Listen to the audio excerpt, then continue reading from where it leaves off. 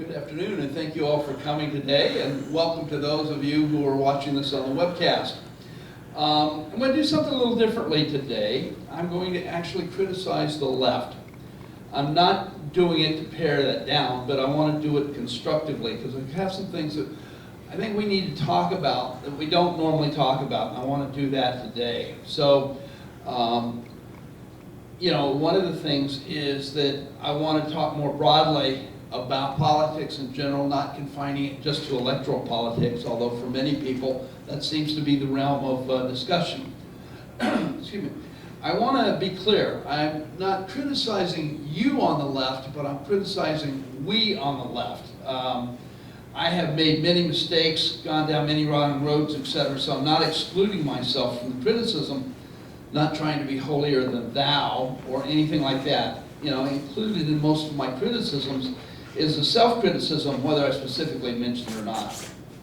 And finally, I don't consider myself to be the expert.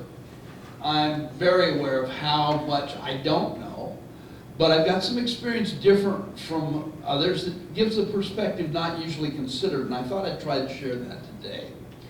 So I'm approaching this as an offering, something that I hope will stimulate your thinking and acting, perhaps even in new ways.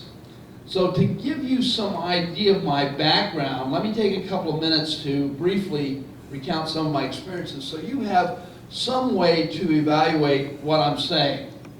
So in 1969, I enlisted in the United States Marine Corps, which in hindsight was not a very astute career move, shall we say. But I got put into a program fighting racism on active duty. And while I did that for 18 months, I started to become politicized, started to understand the world on a whole different level, and I turned around. So where I had at one time volunteered to go to Vietnam, by the time I was done, I was going to go to Canada instead. So I lucked out, and they never challenged me, so I never went to Vietnam. Now, throughout much of the 70s, I was bumming around and working odd jobs, trying to come to terms with my joining the Marine Corps and how that affected me. I was very antisocial. I was extremely angry when I got out.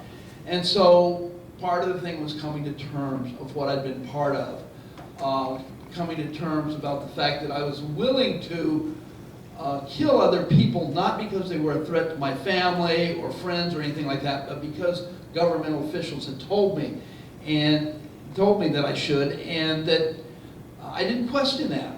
And yet I find out later that not only they lied, but they consciously lied. And that hit me really, really hard. So I spent a lot of time trying to work this out.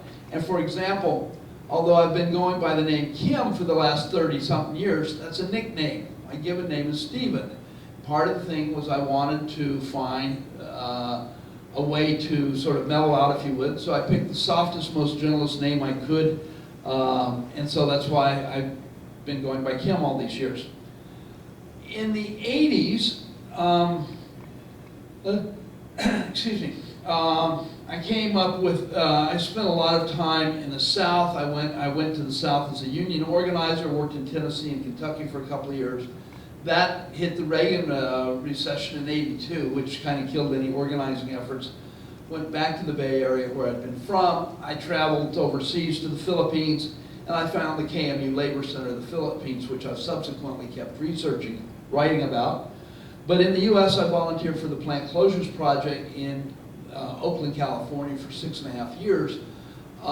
We were fighting plant closures and economic dislocation back in the 80s with that. The 90s were mostly spent in school, both a master's and a PhD.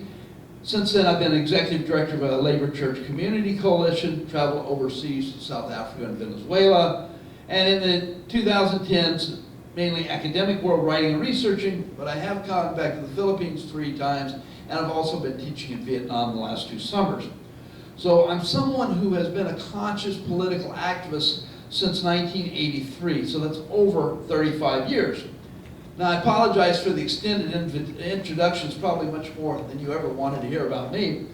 But I want you to understand I've been a labor and community activist for a long period of time, and this has, and I've reflected on that. So what I want to talk about is this today. I'm going to argue that we on the left have had a major impact on this country, but that we've failed to institutionalize our victories, and they have since been attacked, denuded, and overturned over time. I think there's something we need to do differently today. Think about this. According to Max Elbaum, he wrote a book, if I remember right, it was called Everything Solid Turns into Air. And it was about the turn in the late 60s, early 70s to Marxism in the US movement. And he makes a claim in there that in this period of time, so maybe a 5-year period of time between 68 and 73, over 10 million people went through organizations that called themselves communists. In the U.S.? In the U.S. That's his claim. Now, I can't verify that or not, but it's certainly a lot of people that went through the left. And the question that I have now is, where are they? Where did they go? So the left fell apart, in my opinion, in the mid-70s. We haven't recovered yet, although some hope that that's changing today. Certainly the Democratic Socialists of America are claiming they've now got something like 45,000 people, and this is a big upsurge in the left. We shall see.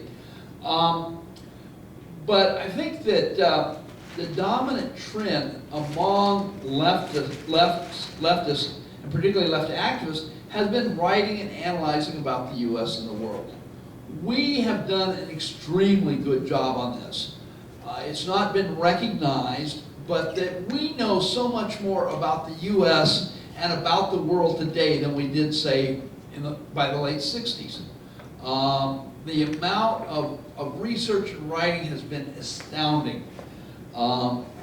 Interestingly enough, much of this has not been incorporated into the high school texts for our students. So students that I have in Indiana right now, and have been having for the last 15 years, they basically know no more about Vietnam today than I knew in 1969, which is just totally outrageous.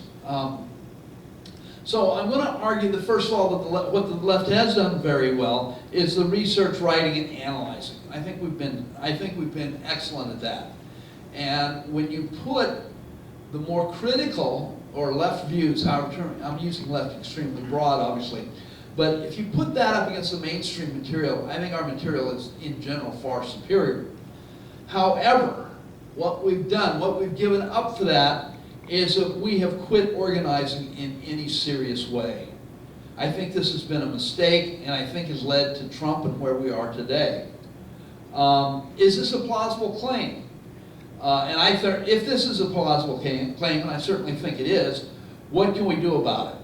So what I want to talk about is commenting on this from 3 angles.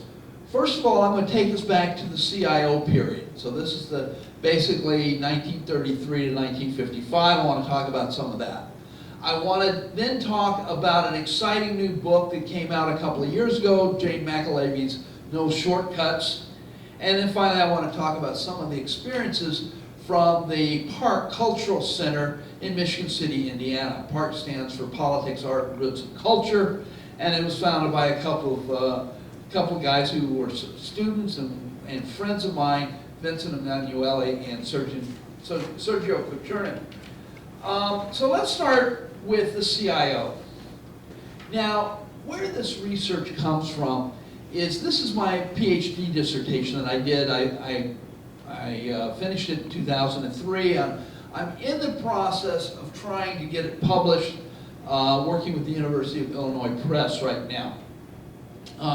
What I did, it's a historical comparative study. What I've done is a comparison of organizing in steel and meat packing in the Chicago area between 1933 and 1955, and how these 2 unions addressed racial oppression, and particularly white supremacy and racism, and how they've done that in the union, in the workplace, in the community. It's a pretty neat study, in my opinion. I'm pretty excited about it. It's really, and what even makes it more interesting, or the key thing that makes it so interesting, is you had 2 unions that were founded in the same area at the same time. These are unions that are more similar than one might expect. in both of them, whether steel or meat packing. Once you start processing that product, it has to be taken to a certain development, or it will ruin. So it must go to you must cut up a side of beef, or you have to turn steel or iron into steel, or the product will be ruined. So there's a certain amount of vulnerability. The industries, I argue, are much more similar than one might think, especially initially. These two unions were founded in the 1930s in the Chicago area. Interestingly enough, there was and this is before the CIO, there was efforts to organize in the Southworks here in Chicago. Now, if you go say you take the Skyway to Indiana, say you're coming back in on the Skyway, it's the easiest way to describe it. If you're coming into Chicago and you take the Skyway and you go up over the Calumet Bridge and look off to the right-hand side, you'll see the mouth of the Calumet River entering Lake Michigan. On the north side of that, or the left side of the river, used to be the largest steel mill in the world. It was called Southworks. And there was a man named George Patterson that actually organized an independent union before the CIO and before the Steelworkers Organizing Committee.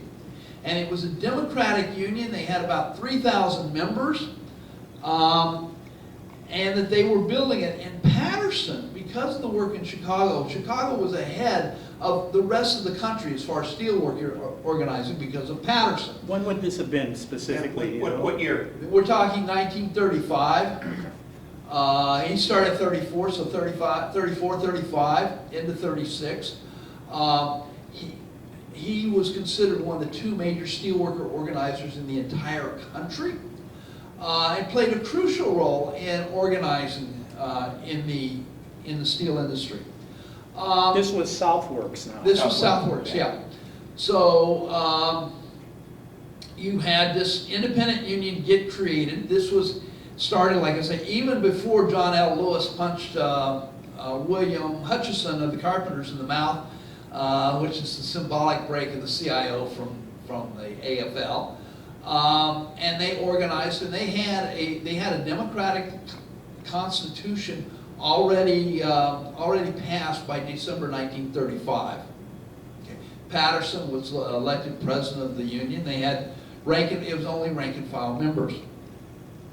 Well, so in October 35, John L. Lewis punches William Hutchison in the mouth, then pulls some labor leaders around. Lewis, to his credit, thought that craft unionism, so organizing by carpenters, plumbers, millwrights, whatever like that, the type of unionism that we had in the United States, that was inadequate for what we had to have in the 30s. Lewis was a proponent of industrial unions, so everybody in steel would be in one union, everybody in packing would be in one union, everybody in auto would be in another union. And so he and these others got together, they formed what was called the CIO, and the CIO was first a committee within the AFL. It wasn't until 1938 they got expelled by the AFL, became an independent labor center. But anyway, Say what CIO stands for. Some people don't know. Congress of the first version, so from 35 to 38, it was called the Committee of Industrial Organization. In 38, when they were expelled from the AFL, became an independent organization, they became known as the Congress of Industrial Organizations. Both cases, CIO. All right. So the CIO was formed on industrial unionism. And Lewis understood that they had to organize steel. Lewis was the head of the mine workers. He knew that if they didn't organize steel, his miners would never be safe. So he understood the necessity of working with steel. So the man he appointed to head the Steelworkers Organizing Committee was a man named Philip Murray, another mine worker. This was a mine worker operation, which meant it was very top down. But in the initial stage, Murray found out about Patterson, and ironically, they had both immigrated from the same village in Scotland. And when they met, they hit it off pretty well. And Murray told Patterson what they were going to do, and Patterson was excited. Patterson had been trying many different ways in the Chicago area to build this union. And so he agreed to bring the Associated Employees, the name of their union, into the CIO. What Patterson didn't realize was basically Murray and Lewis too wanted to control steel, not to create a democratic union. So he worked with them and even led a couple of delegations to Pittsburgh to meet with other steel workers in a national organizing campaign. And to make a long story short, on one of his trips he came back and he was fired by, it was called Carnegie, Illinois. It was a subsidiary, it was still part of U.S. Steel. But anyway, Carnegie, Illinois fired Patterson for leaving the job, although Patterson was protected by law. And the Steelworkers Organizing Committee, which Murray was head of, did not back Patterson. So Patterson lost his job in 1936, and the head of the Chicago operation was a guy named Van Bittner. Bittner offered him a job, but it meant being under Bittner's control. Bittner was a control freak.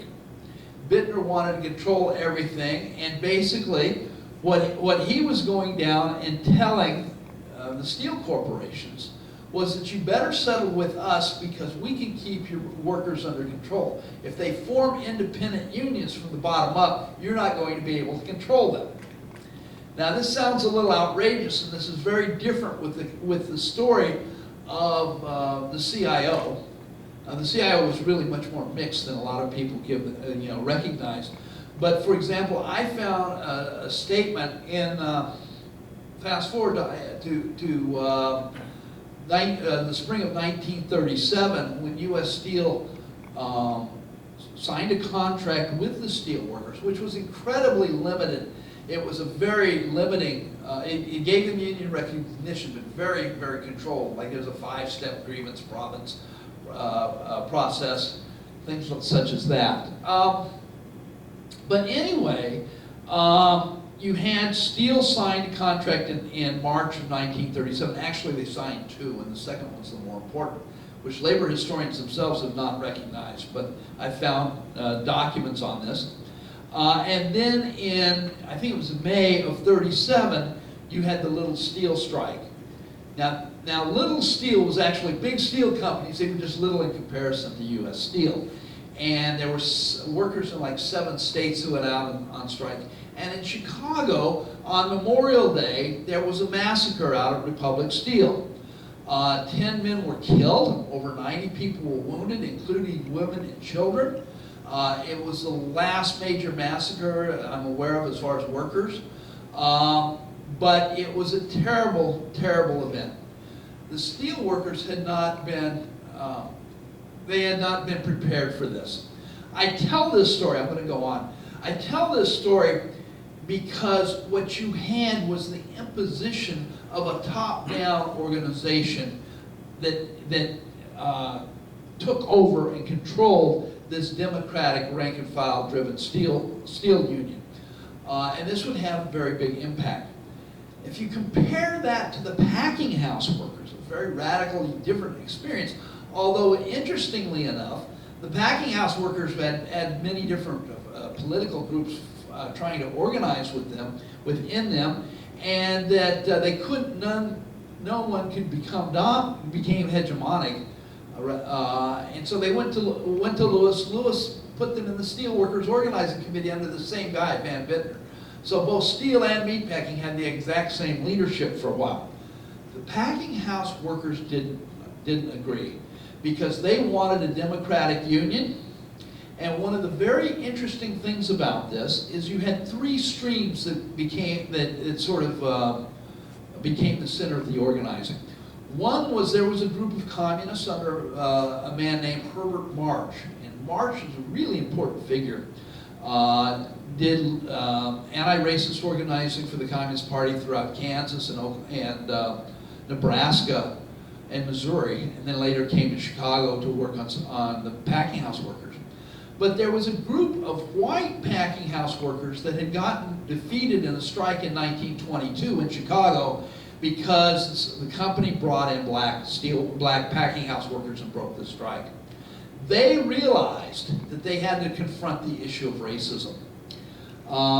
And then there were also some of these black packing house workers that had stayed in the industry after the strike, and that they, over time, were no longer just willing to put up with the nonsense. They got as tired and pissed off at the mistreatment, the terrible working conditions and stuff. So when they saw both the communists and the rank and file militants from the 22 strike who were willing to fight racism, they joined them, and together they became the Packing House Organizing Committee.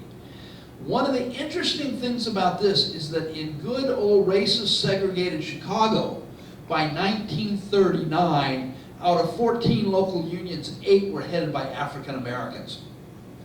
Incredible story. No other union in the country has confronted the racism and white supremacy like the packing house workers. So they created a democratically run, bottom-up union that was based on the shop floor. They didn't just wait for a grievance. They had organized, so if somebody had a problem, the stewards had been given whistles, whistle would blow, work would stop.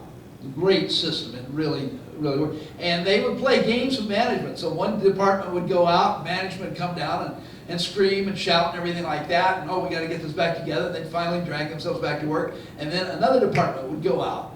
You'd hear the whistles blow in another department, and then management would go run around. And so basically what they did is they taught these workers that, hey, if we stick together, if we don't let the bosses segregate us and separate us on the basis of race or anything else, we can build a union that fights for the good of all of us. And that's an important lesson, because the packing house workers, it was an international union, so they had members both in the United States and Canada. 1939, they had organized Armor, which was an incredibly large operation in Chicago, over 10,000 workers in that factory alone. And they had built a union that was fighting racism in all kinds of ways. Now, I'm not going to go on with that. This is what my book's about. But it's going to be quite interesting for people. But I think there are some things that can be learned from this.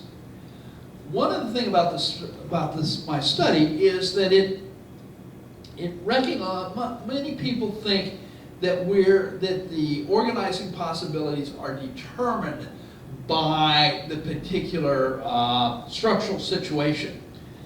What we see here is two unions with the exact same structural situation, both having the same workforces, with the same immigrant amounts, the same immigrant histories, the same cultures, the same languages, et cetera, et cetera.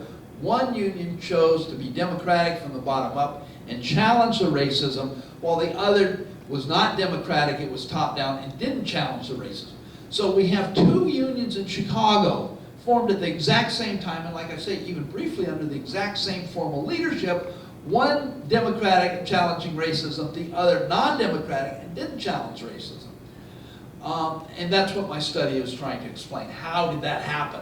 Okay. What I got out of this is that the structural situation, therefore, is contextual, not determinative. In other words, I'm going to argue that we can organize almost anywhere as long as our issues resonate with those we're trying to reach. So I'm not saying that we can organize just willy-nilly, irregardless of anything, but that if we come up with a program that speaks to the needs of whoever we're trying to organize, that we don't have to wait for a changed structural situation, that we can organize it. Tied into this, I argue there are 3 steps to organizing: creating a collective identity, engaging in collective activism, and framing it. What do I mean? First, creating a collective identity. Basically, we've all been in groups where we've sat around and we've complained about this or complained about that, and they're just sort of blow-off sessions. Nobody's going to do anything about it. Well, the first step in any type of organizing effort is to pull people together and say, I want to work on this issue. I'm willing to commit to a period of time of working with you people to see if we can do this. Now, this could be a couple of weeks, it could be 6 months, or whatever.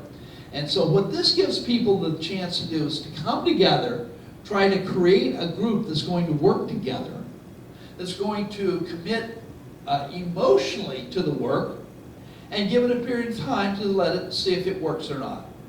At that, whatever that given time is, say 6 months, if you're not getting anywhere, it's not resonating with people, then you can walk away and say, we tried, it didn't work, we got to try something else. And no hard feelings. But by creating this group identity, basically, is that you're bringing people together, you're able to distinguish the in-group from everybody else, and that you're able to work together. That's the first step. The second step is engaging in collective activity. Doing something that shows you taking a side in an issue and saying where you are.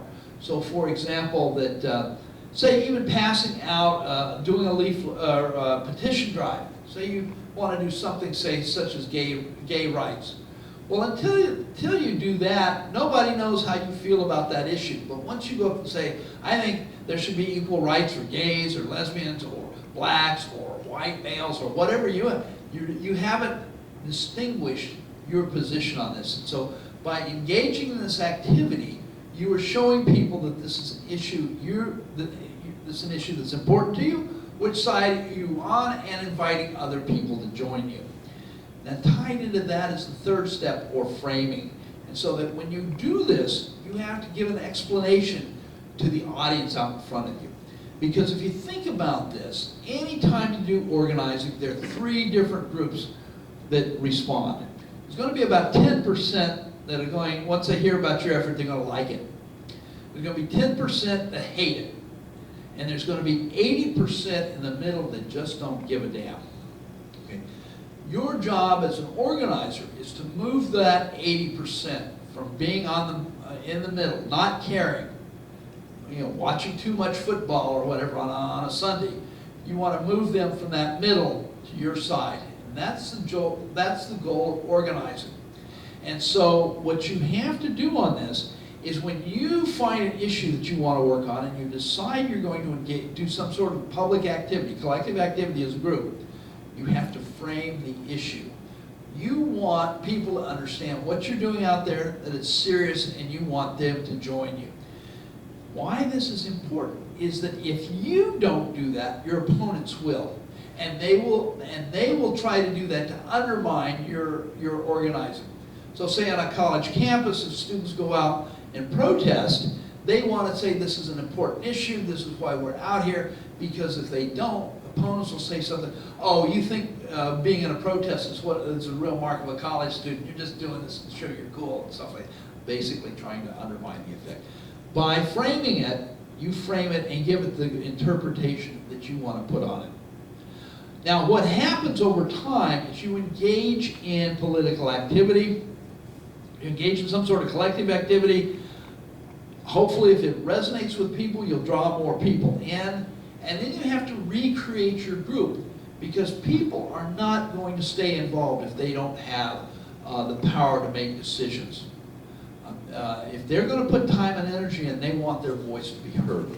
So you have to sort of restructure the group, if you will, to allow this greater participation. Then again, they'll engage in collective activity, you bring more people in, and if your issue resonates with people, this will happen more and more over a while. So I sort of use the metaphor of an upward spiral that gets broader and broader as you organize. And I think this has been shown in studies, particularly of like the meat packers, that this is the way that it really works. Now, I would argue the key thing also is building and maintaining organization is key. It's not enough to have the right political line. It's not enough to be able to write a brilliant article. If we're serious about organizing, we actually have to build organization. There is no substitute for this, in my opinion. We have got to get off of Facebook and Twitter and those things. We can use them to help, but ultimately we have got to build an organization. And that also means including building it so that it is financially self-supporting. Okay.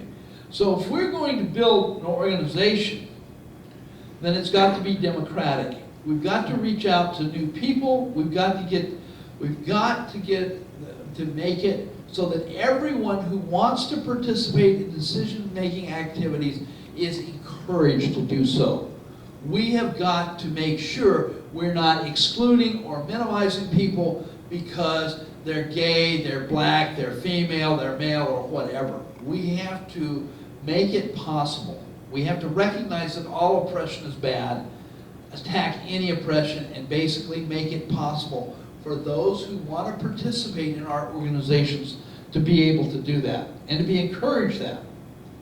All right, and of course, the big three things that we've been divided most on over time has been race, gender, and what gets called class, so economic background and things like that. We've got to attack those.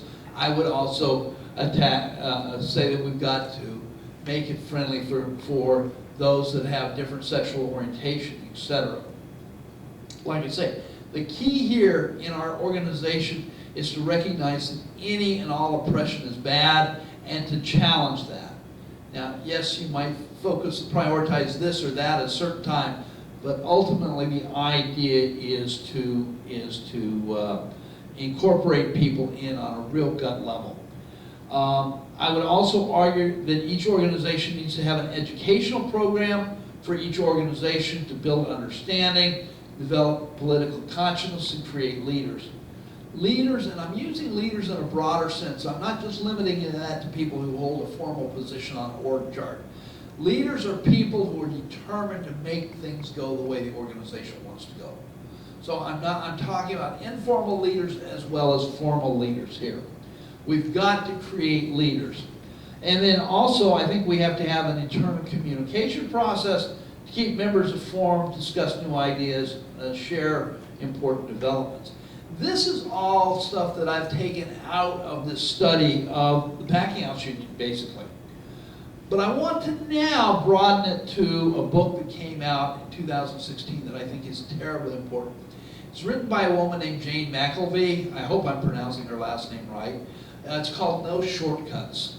And I think the subtitle is Organizing in a Gilded Age. Now, McElvey comes largely out of the labor movement, although she has a fair amount of experience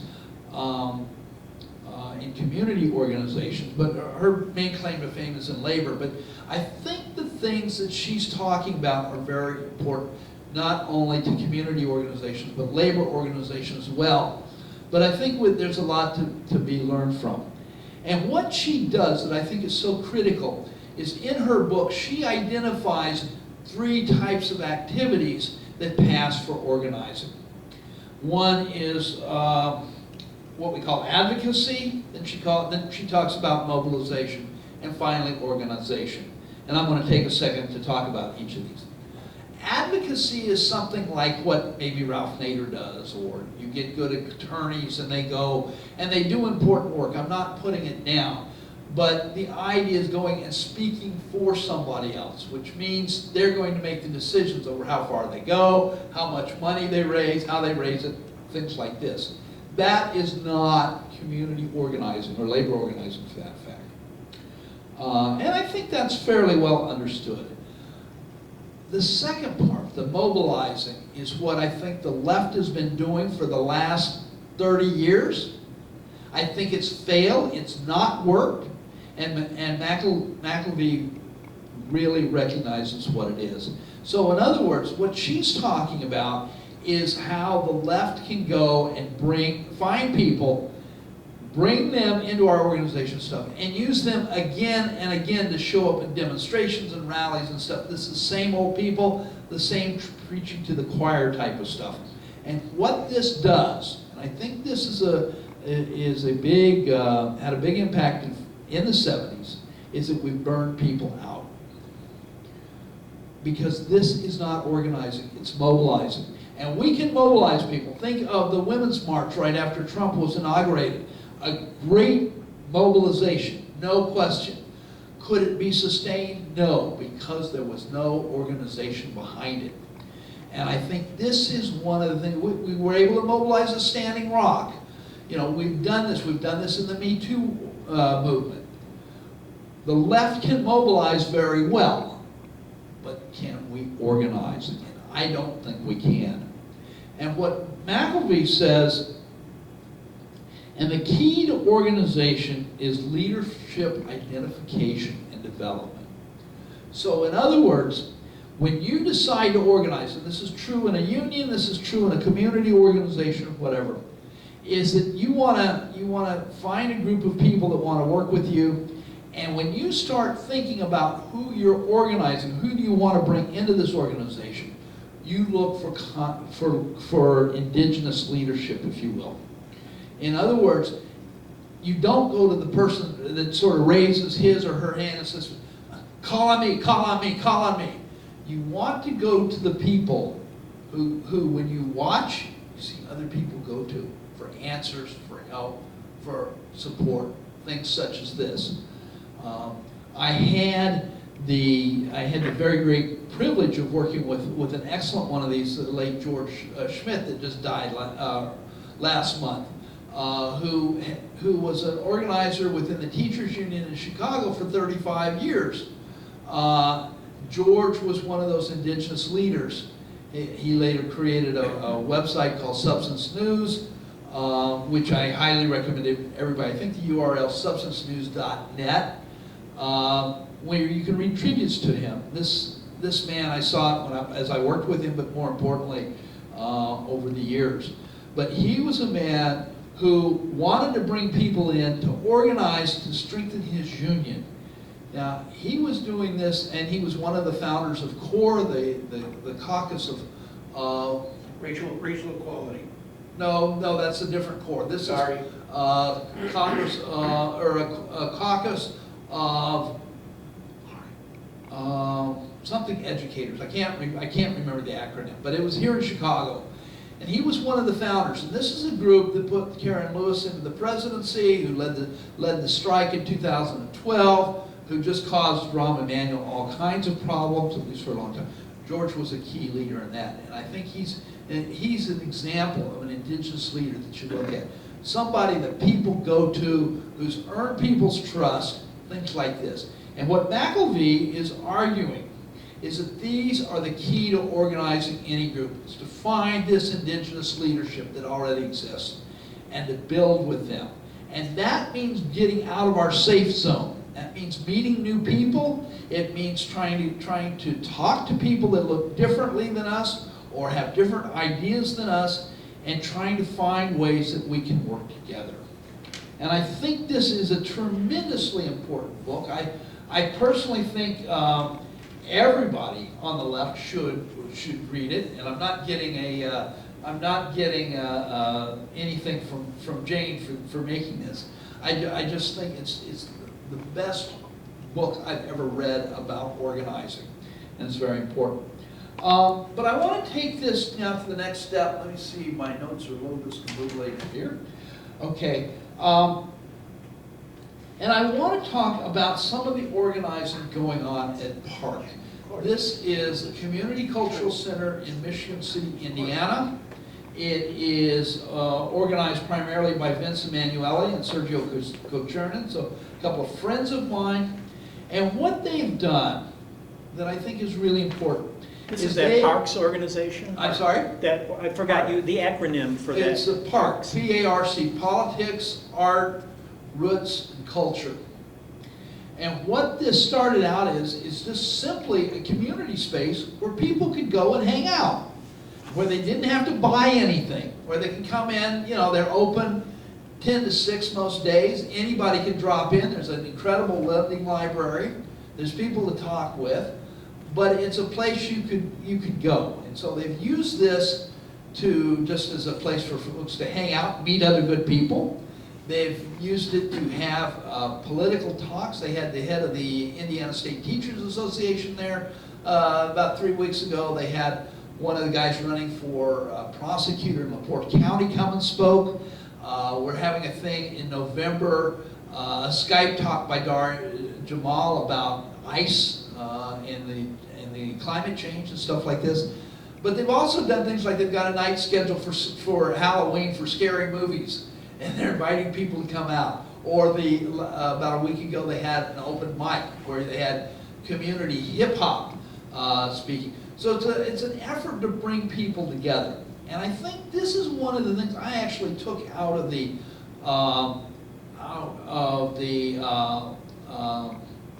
Wall Street. What was it? Occupy Wall Street. Thank you. I couldn't think of the word Occupy. One of the things about the Occupy Wall Street experience that I don't think was understood as well is the need to take some space, to have some common space for us. And I think Vince and Sergio have come to understand this, and they've set up this community group. Now, this might not sound like much. Michigan City's I think about 30,000 people. It's not a major city.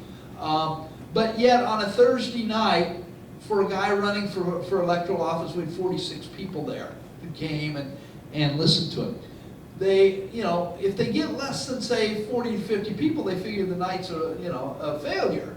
So they're being able to bring people in and all that. Now, out of that, they have organized a new group that they used to call the Michigan City Social Justice Group, and they've changed it to Our Michigan City. And it's organized and unified, I think, or something like that. It's the acronym. I can't remember it yet. I haven't gotten that into my head.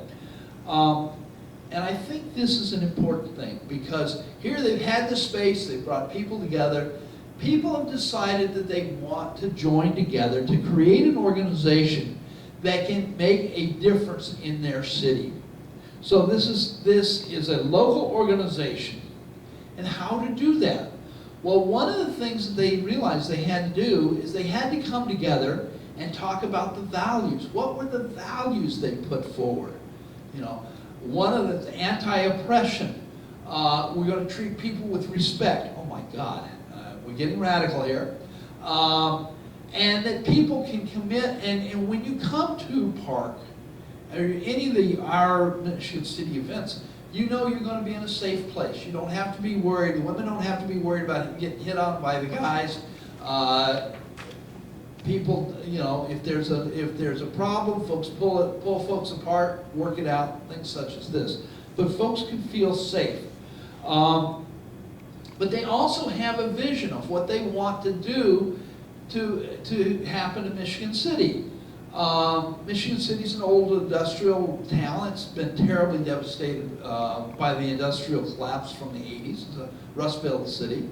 How are we, and what's happened over the years is basically every fast food joint in the country is located there.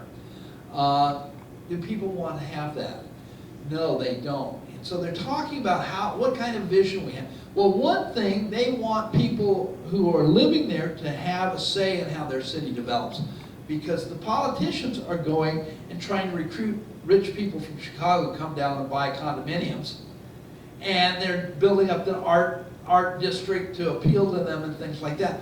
Well, what's going to happen to the people that already live there? And what they're trying to organize, and they're doing this through a number of ways, such as lead testing.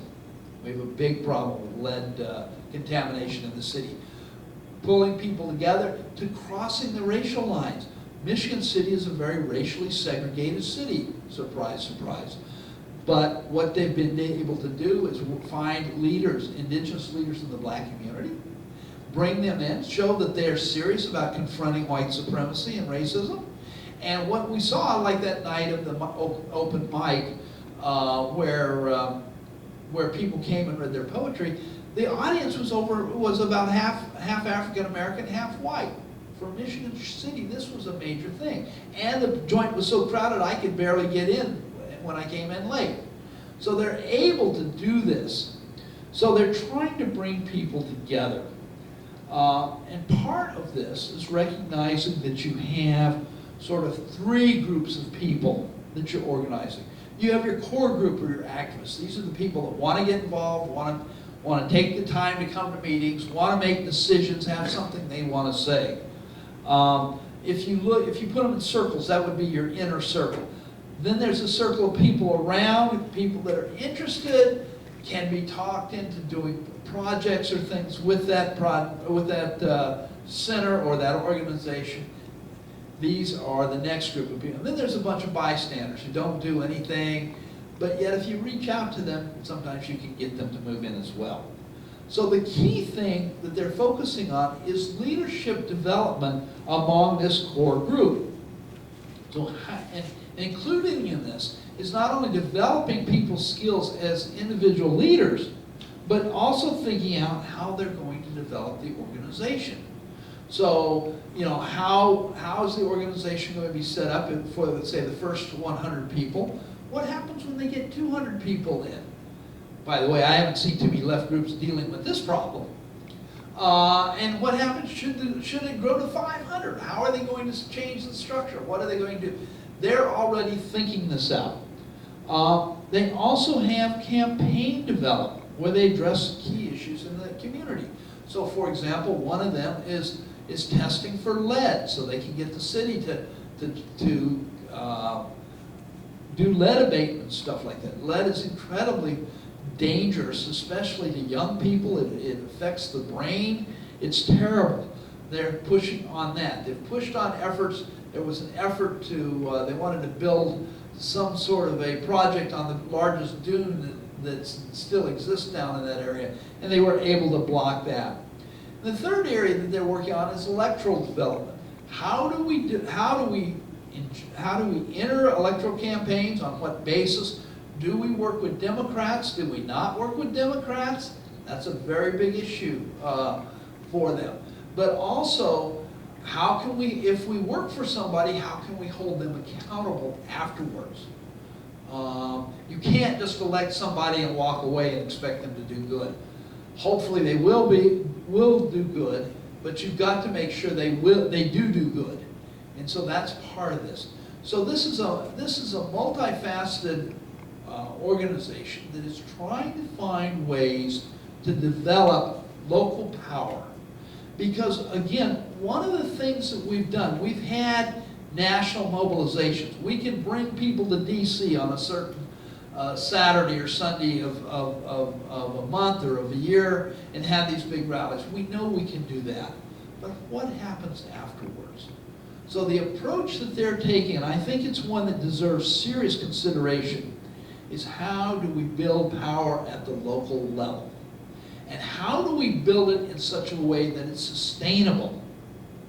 And that means building this in your local areas and building solidly before you try to take it further.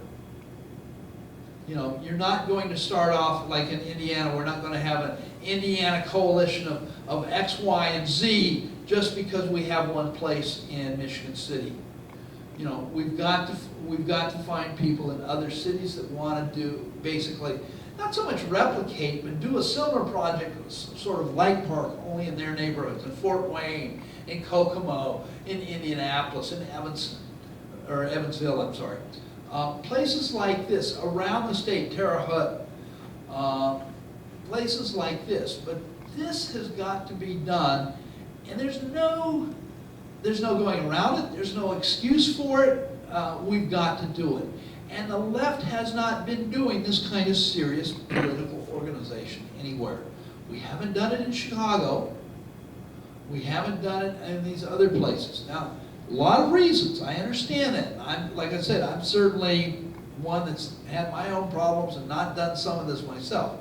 But in thinking back and reflecting over this, I think that we've got to check ourselves, to look at our past practice, to say, what have we done right, but what haven't we done right? What have we done wrong, maybe? And I think the shift from organizing to analyzing, this shift that's come after the 70s, this shift that I think has been strongly powered by a lot of us having college degrees or higher. I certainly am one myself. That we've lost the emphasis on organizing. And I think we've got to get it back. and that we've got to learn from the good experiences, and that we've got to start implementing this. Because the right wing has done this. That's how they got Trump. If we want to stop Trump, we've got to organize. Because otherwise our only choice is the Democrats. And the Democrats have not shown they're worthy of our choice. No, they're not generally as bad as the Republicans. But why did we go from 8 years of Barack Obama to Donald Trump? Why had we gone from 8 years of William Jefferson Clinton to George W. Bush? The Democrats, who have been described as the second most enthusiastic capitalist party, really don't have a long-term project for us. They don't have an option for us.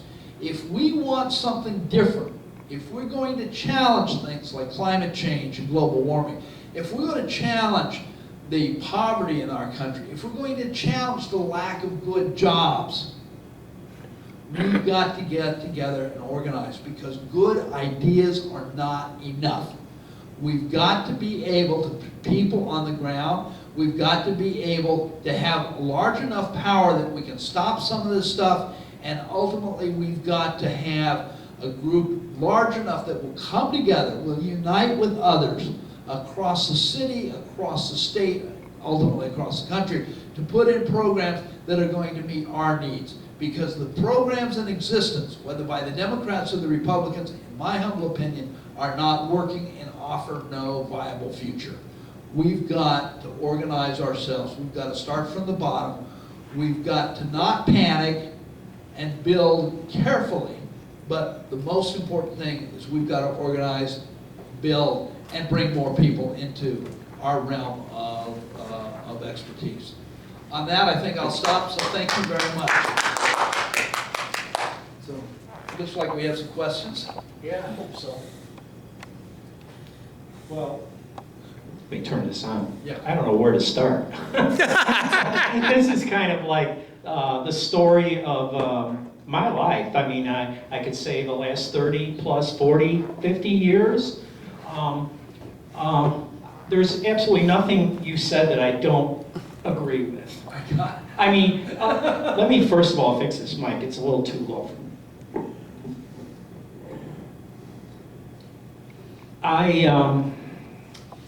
You know, I think that, as they say, I hate to speak in cliches, but you know, the devil is in the details. And in large measure, and you've brought some of this into this overarching question about, you know, what's to be done here. And I'm thinking in terms of, well, let's back up a minute, you know, with regards to Occupy, right here in Chicago. I think having a physical space is hugely important, which you, obviously this group that's in Michigan City with Vince and company, those other individuals who are involved around it, they have space. And without space, you really have nothing. I mean, you have to have a base where people can meet and, you know, congregate literally on a daily basis. I think that's hugely important. You know, that gives you the opportunity of people sitting down and talking with one another, finding out what's on their mind. This goes into another issue, I think, that, like, explains some of our difficulties. You know, you addressed the creation initially about the CIO and, you know, the precursor to the AFL. The reality on the ground is that unionized labor has been slowly but surely dying in America. I want to say that the number of industrial jobs is probably less than half of what it was, probably perhaps as recently as 30 years ago, maybe 40 or something like that.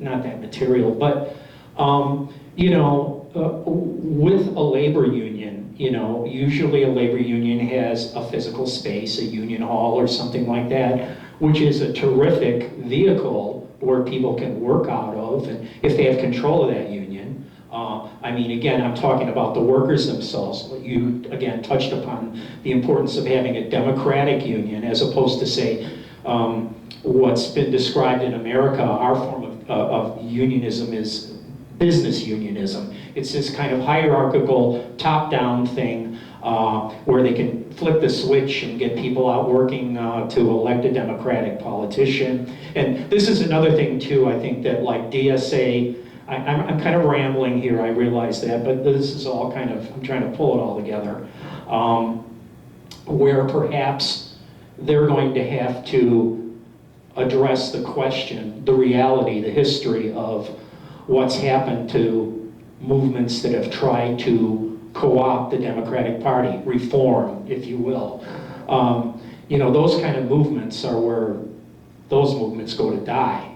Because, well, I mean, seriously, you know, for all practical purposes, that's what happens. They get co-opted. This is why I think that ultimately that's not going to be the answer. I'm not trying to criticize these efforts by people in DIA. I'm sure they all have great intentions, but history, again, which is something that doesn't lie, you know, we have those examples in our past to suggest that this is ultimately not an answer.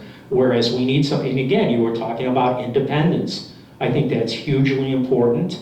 And obviously, aside from the importance of having physical space where people can go and meet literally on a daily basis and evolve, devolve, whatever, you know, organize around the issues that are important to them, which is, you know, of the utmost importance. But I'm just, all I'm trying to say here is I completely agree with you. You know, we have largely failed. We're marvelous at, well, even though I really have to question that now too, with regards to huge, massive demonstrations. But the problem has always been there. I think of moveon.org, more like move in. I mean, what happened with Obama's presidency? It was like, everything was cool. You can all go home now. You know, that bad, wicked shrub is gone. We'll take care of it from here. Well, look what happened, you know. I rest my case on that question. I don't even go there now. But again, I think that it's really critical that we find, you know, physical space. This is huge. It's important. And another thing that you didn't touch upon, but I've heard this said kind of like on the side. What about people paying for this organization, putting some money where their mouth is, which is to say money is important. We had this discussion here, I think it was the last time we were here, briefly in passing. But you look at organizations outside of the United States, political organizations, they have memberships. I mean, the last time I looked, you know, I get emails from the Democratic Party and politicians on the telephone calling me at home every night, asking me for money. But the fact of the matter is that money is necessary. I mean, to organize, to do anything. Political parties, this is something that has to be done, and people have to come to those realizations in order to, you know, so I didn't really have a question. But I'm going to let it go at that. You can just go pick up on my ramblings there. Okay, let's see if I can do something here. I think the last point, the financial stability, is absolutely absolutely important. The one thing in thinking about my talk, one thing I skipped, and I would like to add, is that individuals can't do this work by themselves. They've got to be able to find at least a small group of people. I would say minimum probably be about 5, but you know, that depends on the group and the people involved. But you know, everybody has a day when the dog bites them. You know, some days you bite the dog, some days the dog bites you. And it happens. And if you're alone, it's really easy to give up. And that's why we need at least a core group of people to work together. Now, also, this leads to another comment, is that one of the things we're not good about is that we're not good of sharing our individual stories with each other. So I've been coming to meetings in Chicago for the 24 years I lived here. And I've seen people in meetings that I've seen 20 years ago, and I still don't know anything about them. I might know that they're a member of the Teamsters or the Bricklayers or something like this, or transit workers, Chicago Teachers Union, something like that. I don't know anything more about them. Rarely do I know their, excuse me, yeah. excuse me. Anyway, rarely do I know anything more about maybe their union or maybe their job. I don't know if they're married, I don't know if they're single, if they have kids. I don't know anything about their lives. And we don't share that. And I think that's something we've got to do. We've got to build more than political relationships. And I think this is one of the things that a place like Park or other spaces where people can sit, that they actually need to consciously try to get to know each other. And I think that's got to go on.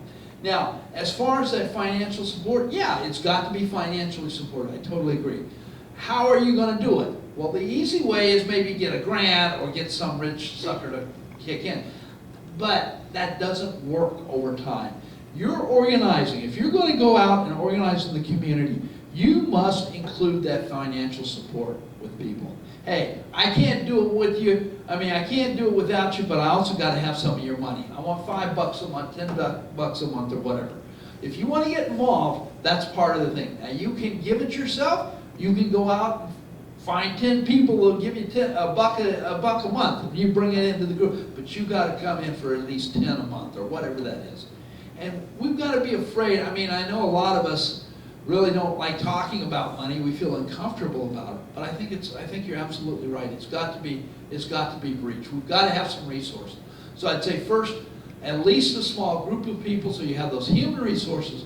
But that as they organize, how can we sustain this organization? That's going to take money, and that's one of the things that they're trying to take on at Park. It's really interesting. Hi, Kim. Thank you for your talk, and thank you for sharing your story. I think yours is incredibly interesting. I don't share mine because I guess I'm misanthropic, and I'm not proud enough of mine to share. But you remind me of when I was involved in the self-help movement in the 80s, and we discovered a self-help meeting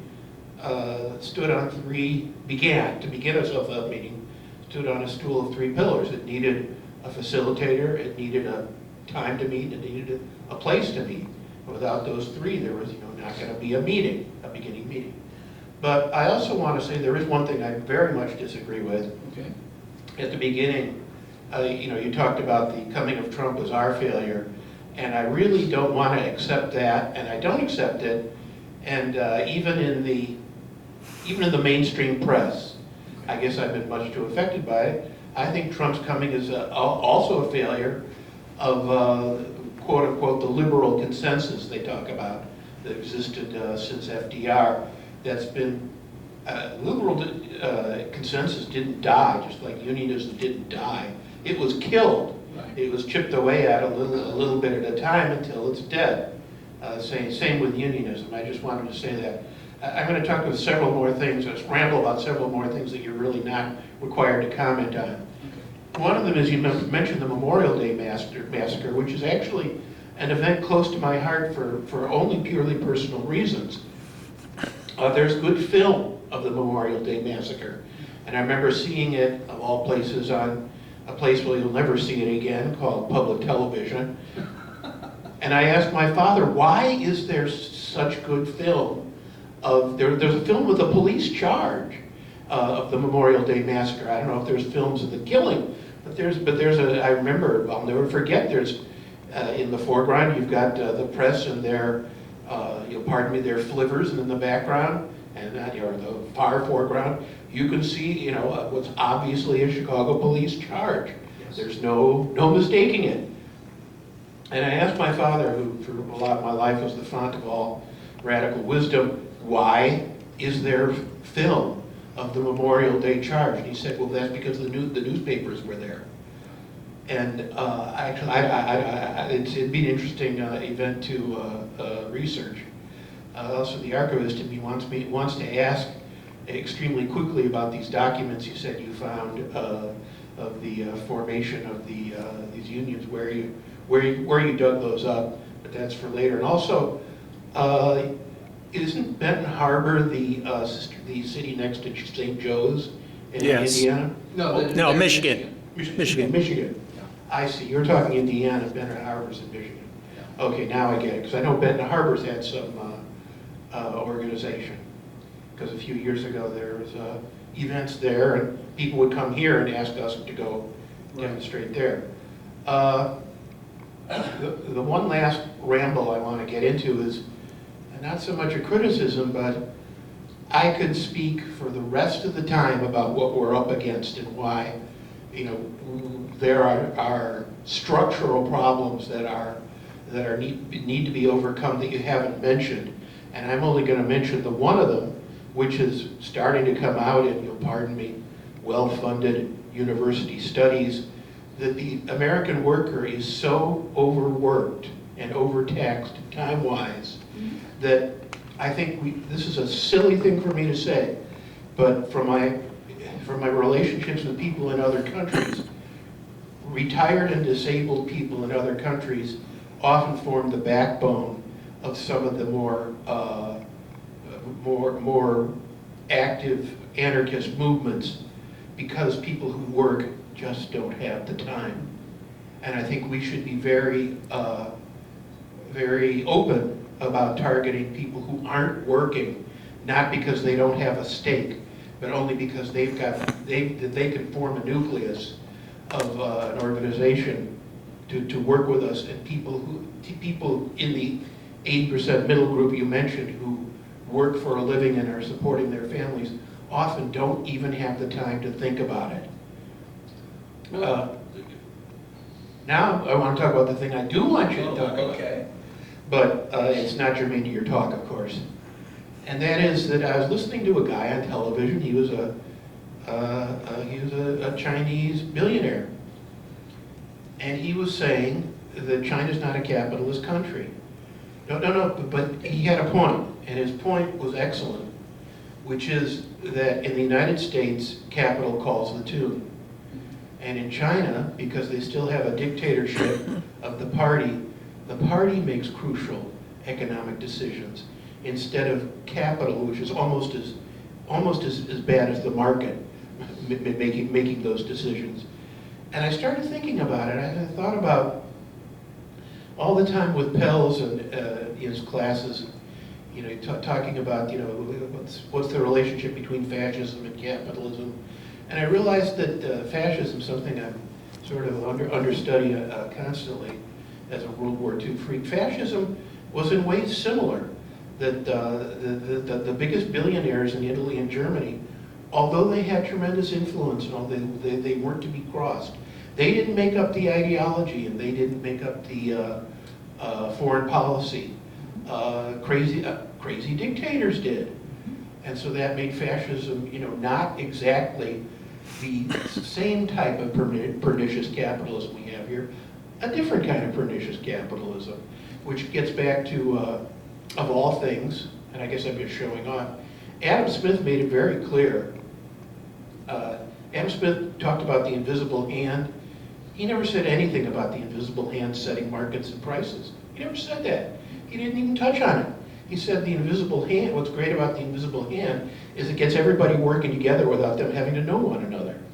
He said that's what's great about the invisible hand of capitalism. He also said for capitalism to succeed, we need an extremely strong, and he didn't say it, but he meant it, dictatorial sovereign to protect the consumers or the producers from becoming too powerful, which ties into what I was saying before. So now I'm done rambling until I get up here again. So let her rip with whatever you might want to mention. I wanted to talk about this theoretical idea that capital calls the tune in this country, and it might be just as pernicious and whimsical as in Nazi Germany with the person of Adolf Hitler calling the tune of what happens in the country, economically and foreign policy, etc. Thank you.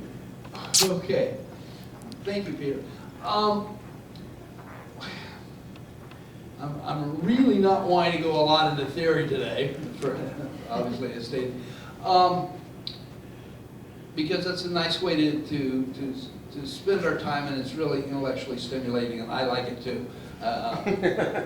No, there's no question. Here's the thing. I mean, you're touching on, when you're calling about fascism, and there's some people that are putting that particularly on Trump, or that he's becoming that way or whatever. I don't see it. Here's the thing, is that we are facing humanity is facing a big challenge. I mean, if you remember back to my talk on climate change, I argued that the best science I'm reading says that if we don't make major changes by 2030, we're going to see the extermination of human beings around the turn of the century. Human beings, animals, and most plants by the turn of the century. That's a big thing. That's not being talked about at all. I mean, even this, although the New York Times did carry a big report last week about this new Intergovernmental Panel on Climate Change, and their latest report and things such as this. What we've got to do is, in my opinion, is we've got to reach out to people and try to get them to understand what's going on. And it ties into partly your point about people not having enough time. You're absolutely right, we don't have enough time. But when did they have it in the 30s and 40s? You know, if you want it enough, you're going to do it. We all have, I mean, I work my butt off, but I got times that I squirrel away, that I'm not politically organizing, or I'm not reading. You know, goodness knows I've been known to take a nap, you know, even in the afternoons. Things like that. We all have times that we can move. We can make contributions. We don't have, the nice thing about organizing well is that nobody has to carry the burden themselves. In other words, you get a bunch of people and the burden on each is much less. So with more people, it becomes easier to continue to develop that. And I think that's really important.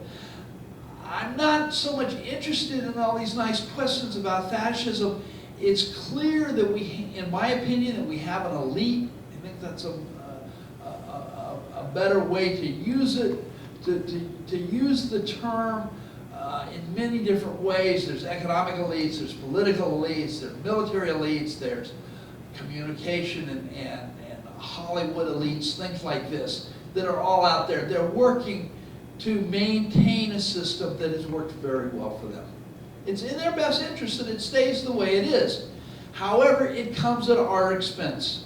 And I think what's happening, and I think where climate change is making a difference, is that it can't be hidden anymore. And we've got to organize about it. And you can organize it directly on climate change. Another thing that I'm seeing in Indiana is I've got all these students and they're wanting to come get a college degree, which I applaud. They work hard, they put up with a lot of nonsense, pay outrageous fees and stuff, although our campus, our university is a little cheaper than a lot. But at the end of the day, they're going out of the way to have a degree so they can lay the groundwork for a good life, where they have a good job that pays well and they can raise families and all that. And I don't see that happening. I don't see those opportunities that, say, our generation had, you know. And this has got to be confronted. And I don't think it is. And I don't think the left is saying, oh, you're out of luck, tough beans or something like that. That's not going to solve their problem.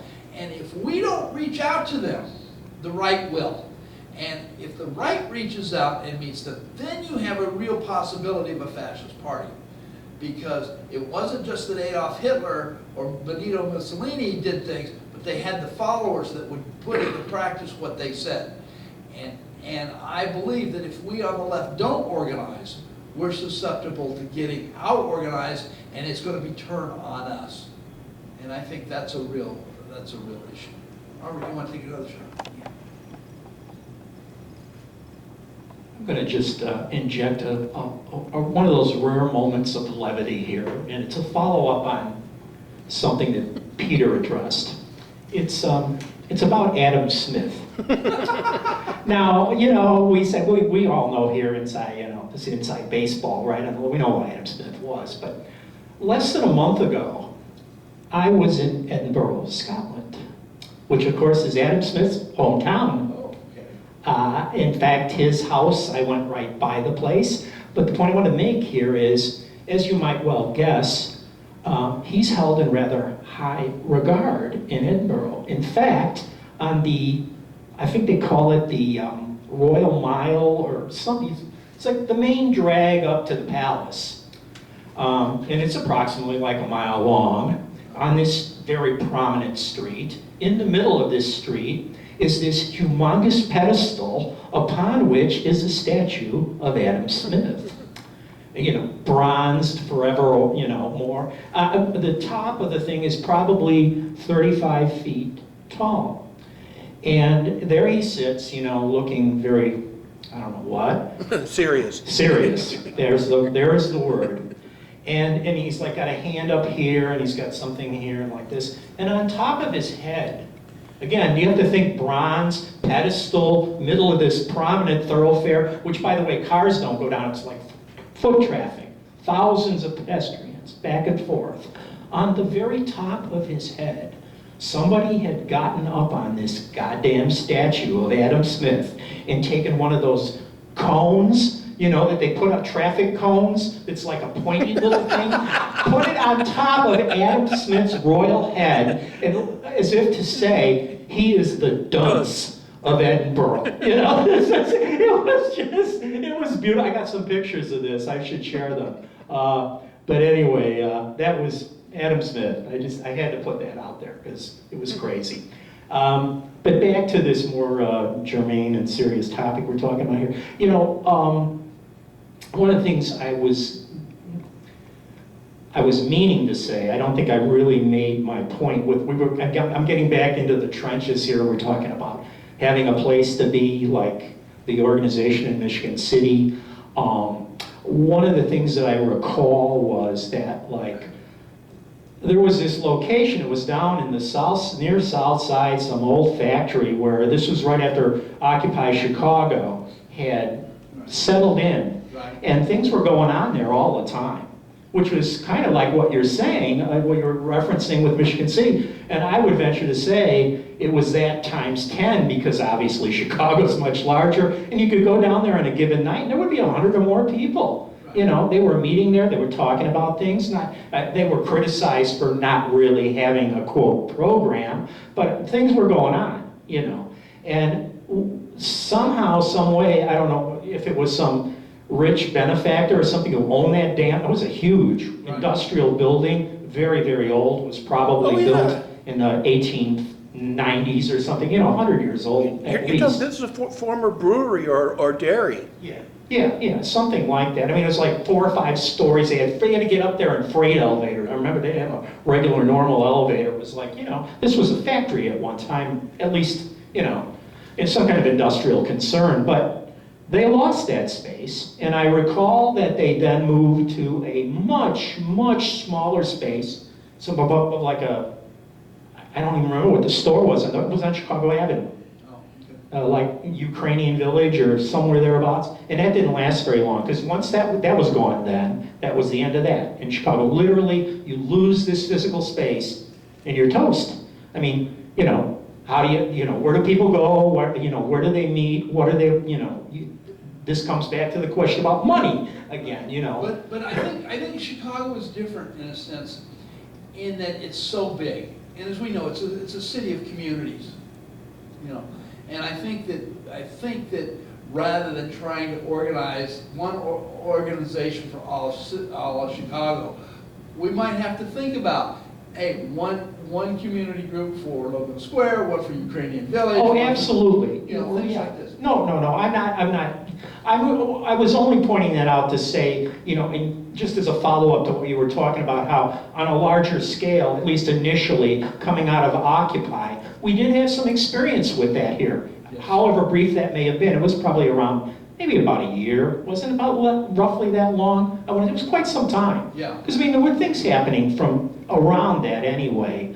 But anyway, getting back to this other point, I keep coming back to the Democratic Party, but electoralism is, because you were bringing this up too about the question, this is what I didn't get to before, how do we handle this, do we support these candidates or don't we? I guess my concern there is, and indirectly, this goes back to the thing about demonstrations. How, and you brought the point up that we're really good at doing those kind of one and off deals, and but of course the problem with that is, what then, right? It has to end, people go home, now they're waiting for again, we need leadership, we need organization. This is all something that carries through, that's, doesn't end because we have a demonstration, we have a march, whatever. I'm not putting any of those ideas down. Obviously, we probably should be marching every other day. We still wouldn't have enough time to address all the problems that we're having. But the point is that, all of this, indirectly, getting back to electoral politics, that takes a lot of, that drains energy from people. We're talking about people have limitations on their time. I think that, and I'm going to use the dirty C word here, capitalism, this is the one thing that this is another one of those questions that has to be dealt with, is to acknowledge the ability of this system to kind of morph, to adjust to whatever the challenge is. I give them their propers in that sense, because this is the kind of thing that you're up against here. Not only do they have money, not only do they control access to information and everything else, but they can take your ideas and like drain them of their essence and twist them around to just dissipate whatever good intentions you may have. I'll leave it at that. Go Well, ahead. they have tremendous ignorance on their side. Well, yeah, that's one of the things. But I think, look, here is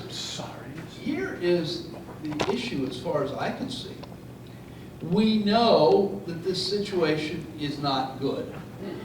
In fact, we know it's bad, and in fact, if we're honest, we'll say capitalism is literally killing us. Okay, now, what do we do about it? If we want to go home and cry about how bad it is, how terrible it is, how boo-hoo, we're getting our asses kicked, we can do that, but that doesn't change anything. I think we've got to shift. We've got to start saying what makes a difference. And writing the best article, and God knows I've written some good ones, that's not, that's a contribution, but that's not going to save the day. We've got to find ways to break down this isolation. We have had 40 years. I mean, we can date it, I think, fairly clearly around the election of Reagan in '80. And one of the things that we had is this neoliberal economic policy, which basically says whatever the corporations want to do is good, and that for us as people, we should not care about anybody other than ourselves and our close loved ones. If we and our close loved ones, okay, we shouldn't care about anybody else. In fact, it will hurt us to do that. And they've inculcated 40 years of this crap in this society. And people that grow up in that, it's just like a fish growing up in water. They don't think that there's any different way. And one of the advantages, or one of the benefits of us older folks being around, is we remember a different day. Right. We remember the 60s. As long as we're alive, we're going to remember that. And what that does is it shows them an alternative. But it also means it's not enough just to sit around and tell war stories, that we've got to get together.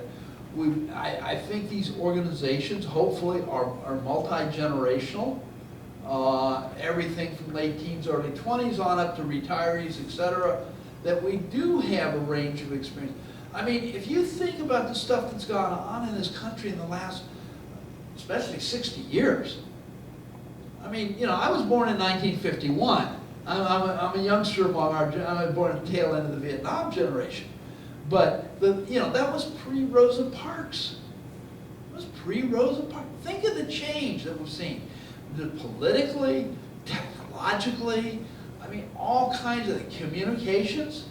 I mean, like I tell my students, hey, until I came across the email in I think about 1989, and up until that time, if I wanted to communicate with somebody in another country, I had to sit down and pull out an envelope and a piece of paper and write it up and slap it in the envelope and put a stamp on it. And it took about 7 days to get to wherever I wanted to. And even if somebody there was dying to let me know they liked it or they at least got the letter, they had pull out a piece of paper, write it up, throw it in the envelope, stamp it. And that's 14 days before I knew they even got my message. Now it's nanoseconds. All right. This is a phenomenal change. And I think, I don't think we get enough credit for adapting with all this change. I think, at least some of us have done extremely well. But what we haven't done is it's pulled us away from the stuff that really, really counts at the end of the day. And to me, that's organizing.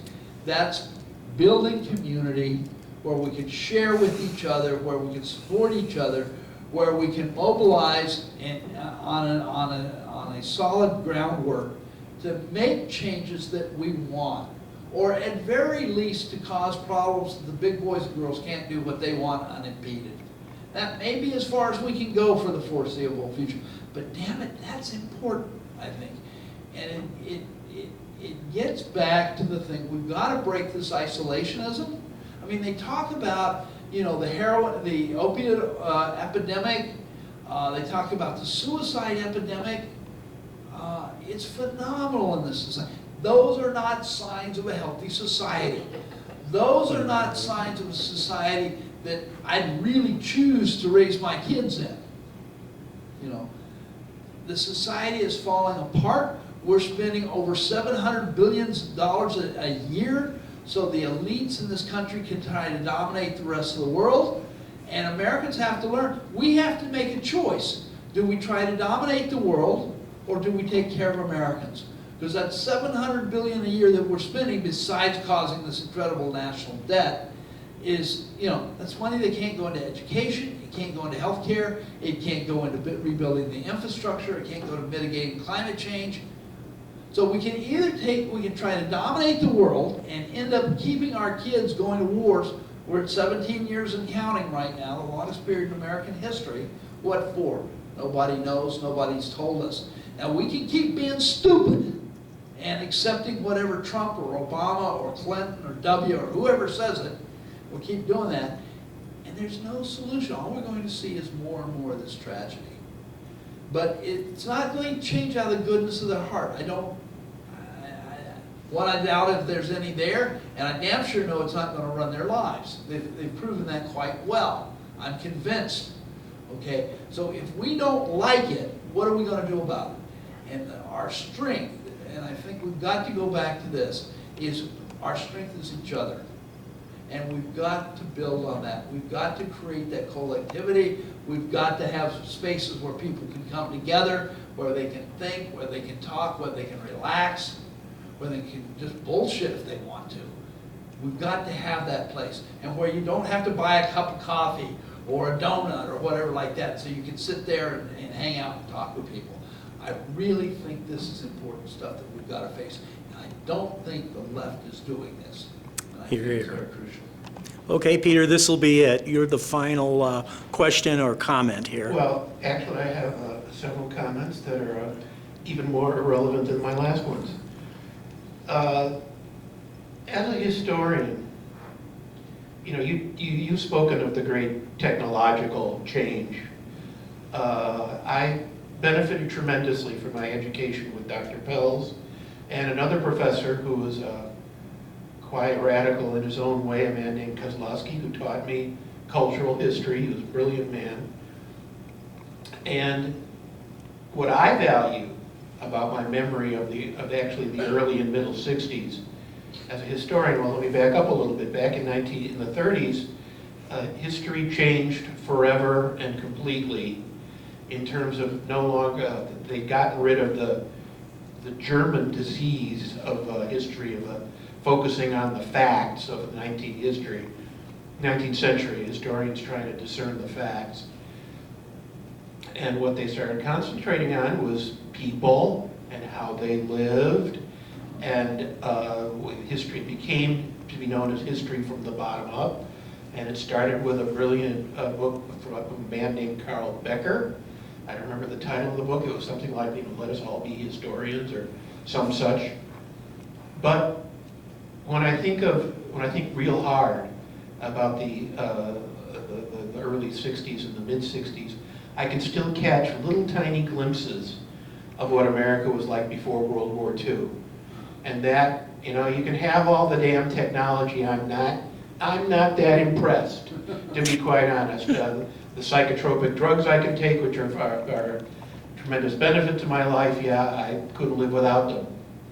But to catch glimpses of what the world was like before World War II. Before World War II, people in this country didn't have to have a name.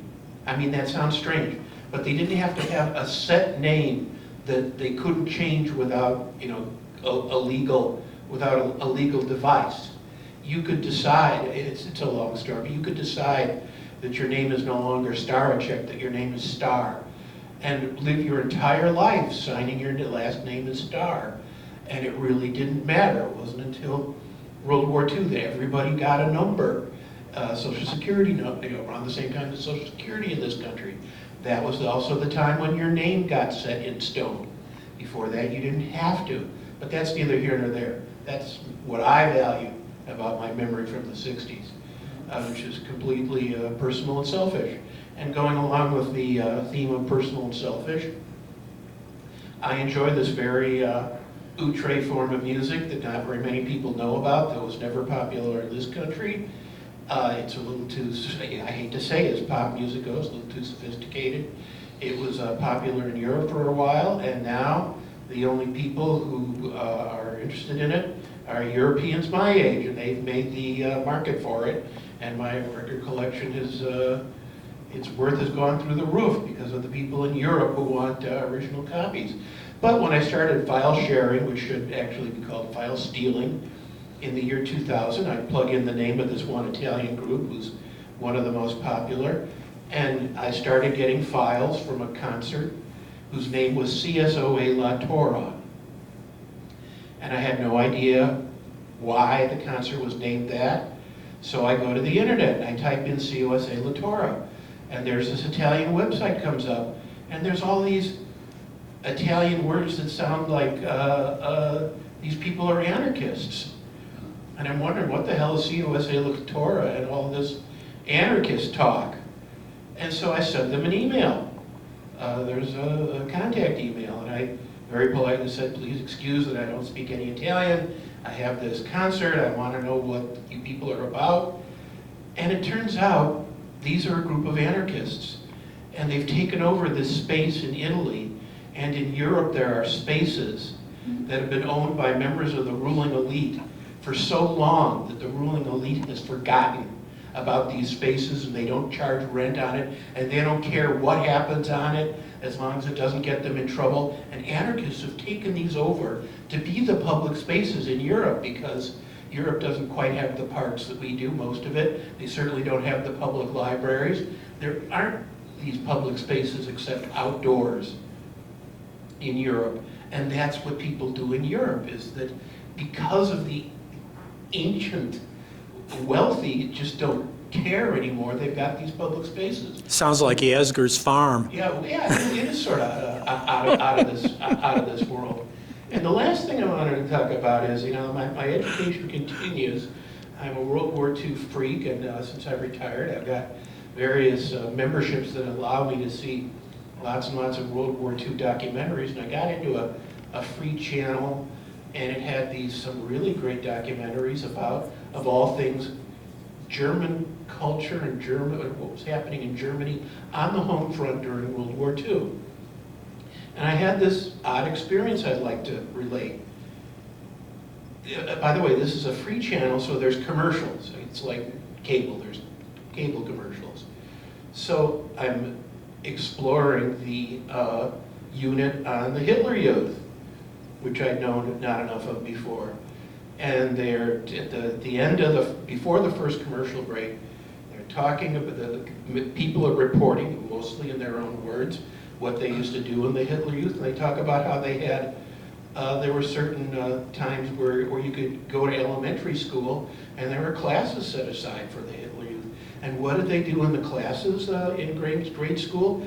They had to form genealogies going back 200 years to prove, you know, who you were and where you came from and what kind of person you were.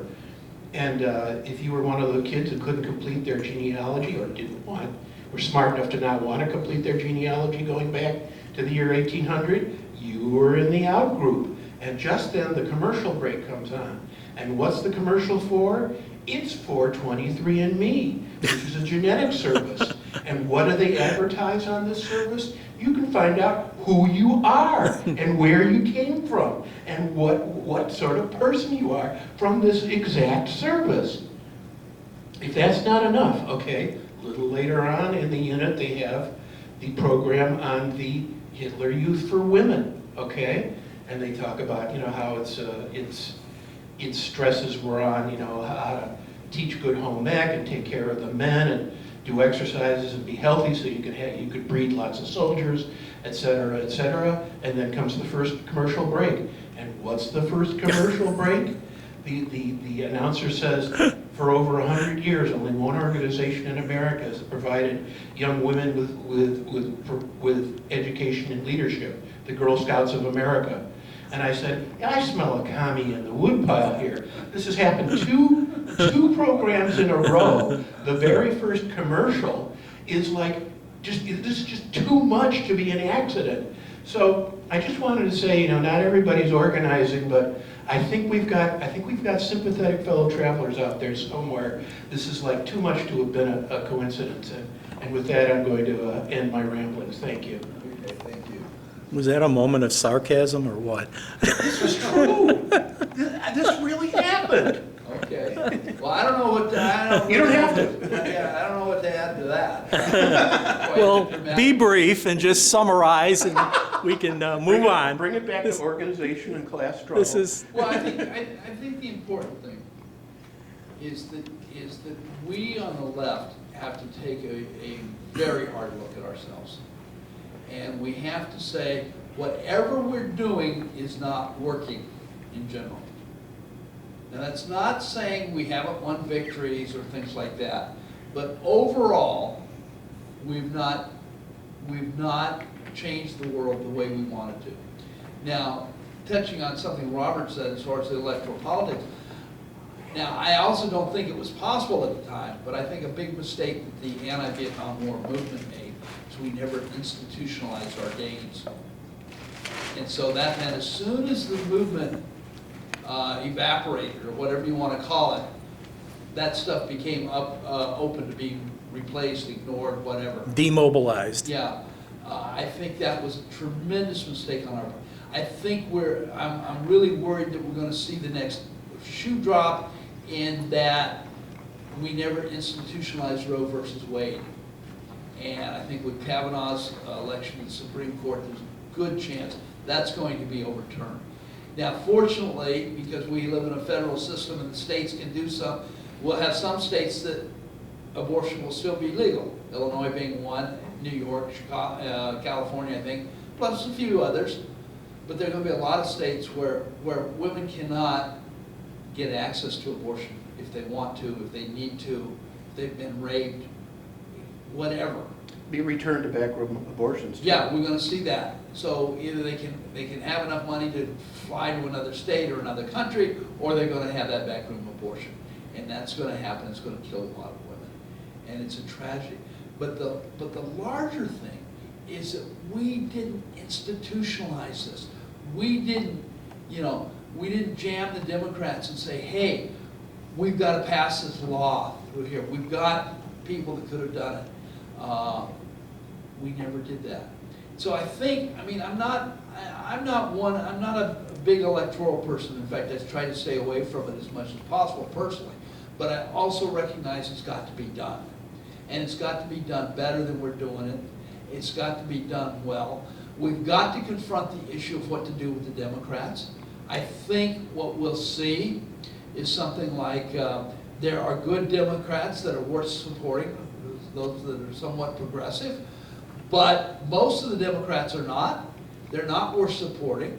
And that as soon as we can build our power base, we need to take them on and and try to get rid of them, because they're not there. They're not going to try to help us. I mean, we had a thing in over at my university just on Tuesday night. They had a Indiana Senate so-called debate. It wasn't. They're all kinds of, but they had a Libertarian, they had a Republican, they had a Democrat. None of the three, in my opinion, should have any chance of serving in the Senate. Period. At the end of the day, though, the Democrat was so much better than the Republican and Libertarian. I will probably end up voting for him because of that, but I'm not happy with it. If we Have your attention, please. Time is now 4:30 p.m. Library will be closing in 30 minutes. At this time, internet services is ended for the day. Our library card registration will end at 4:45 p.m. Thank you. Thank you. All right. We have got to be able to build organizations where we can train people, we can select them, we can monitor them, we can enforce our values on them, and we can put them into office. It's a long-term strategy. It's not the be-all and end-all, it's a strategy. I think we have to, be doing mobilizations campaigns in our communities. Like I say, Michigan City, lead abatement is a big issue.